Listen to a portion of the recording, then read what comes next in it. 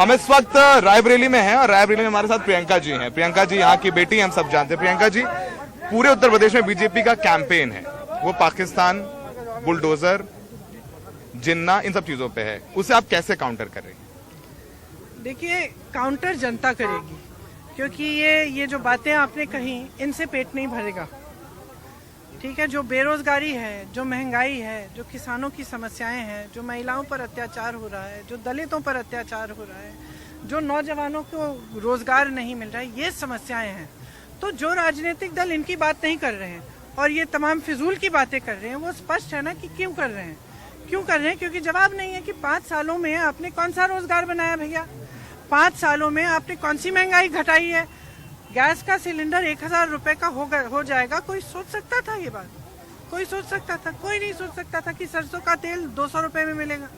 कोई सोच नहीं सकता था कि नोटबंदी आएगी, जीएसटी आएगी, कोरोना में लॉकडाउन आएगा और जितने भी छोटे कारोबार हैं, जितने भी छोटे दुकान हैं, ठेले कुमचे वाले, जितने भी छोटे मैन्युफैक्चरिंग यूनिट हैं, सब बंद कर होने के कगार पे हैं। और आपके लिए ये मुद्दा नहीं है।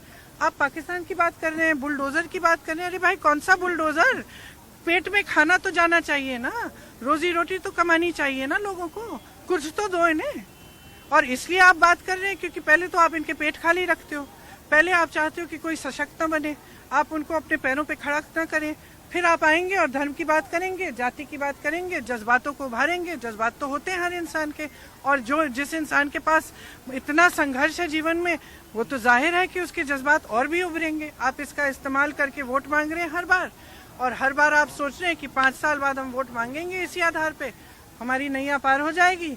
जनता तो पूछेगी नहीं कि हमने सड़क क्यों नहीं बनाई, हमने रोजगार क्यों नहीं दिया, लेकिन इस बार जनता पूछ रही है। मैम, आप रायबरेली में हैं, बीजेपी आपके परिवार पर हमला करती है। हमने हेमंत बिस्वा जी का, हेमंत बिस्वा का बयान सुना, हमने फिर वो नेहरू जी पर प्रधानमंत्री बोले, कहा मेरी माँ के बारे में नहीं कहना चाहिए था। मेरी माँ एक शहीद की विधवा है, ठीक है। मेरी माँ ने इस देश के लिए अपना जीवन न्यौछावर किया है और अपने पति को शहीद होते हुए देखा है। उनका छलनी शरीर घर लाई है।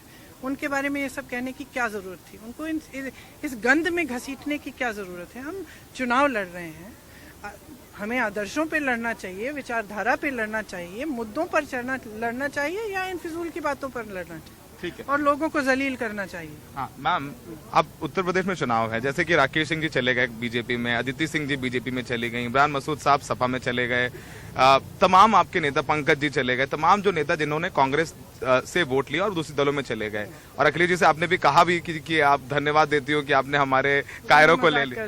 हाँ, कायरों को ले, तो वो जो आप उसको लेकर के नया संगठन, बड़ी चुनौती थी, वो कैसे कर रही?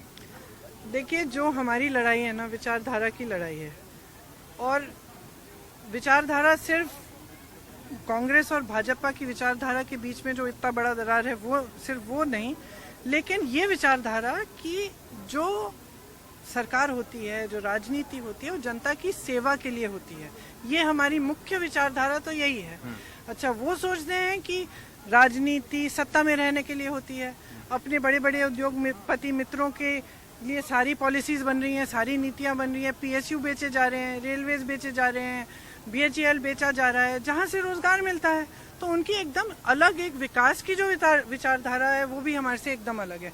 हम कहते हैं सबका विकास होना चाहिए, सबको अपने पैरों पे खड़ा होना चाहिए, रोजगार मिलने चाहिए। जो पीएसयूज बने थे उनमें से रोजगार मिलते हैं।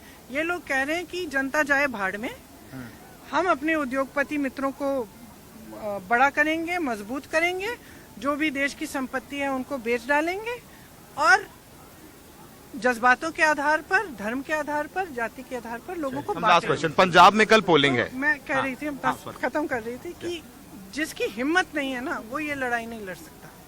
तो जो घबराता है, जो अपने आप को असुरक्षित महसूस करता है, जो सोचता है कि मैं क्या करूंगा, सरकार मेरे पे बरस जाएगी, मुझ पे कोई केस लग जाएगा, कुछ हो जाएगा, तो वो ये लड़ाई लड़ नहीं सकता। इसलिए मैं कहती हूँ कि जो गया एक तरह से ठीक है। उनकी जो, मैं नहीं कह सकती उनके लिए कि क्यों गए, उनकी जो परिस्थितियां क्या थी, मैं उनके लिए बात नहीं कर सकती, लेकिन मैं ये जरूर कह सकती हूँ कि अगर लड़ाई करने की हिम्मत होती तो शायद छोड़ के न जाए। तो ये प्रियंका जी से हमने बात की, और प्रियंका जी का कहना है कि जो सच की और धर्म की लड़ाई नहीं लड़ पाए, वो कांग्रेस छोड़ के चले गए हैं। फिलहाल रायबरेली में प्रियंका जी लगातार प्रयत्न कर रही हैं।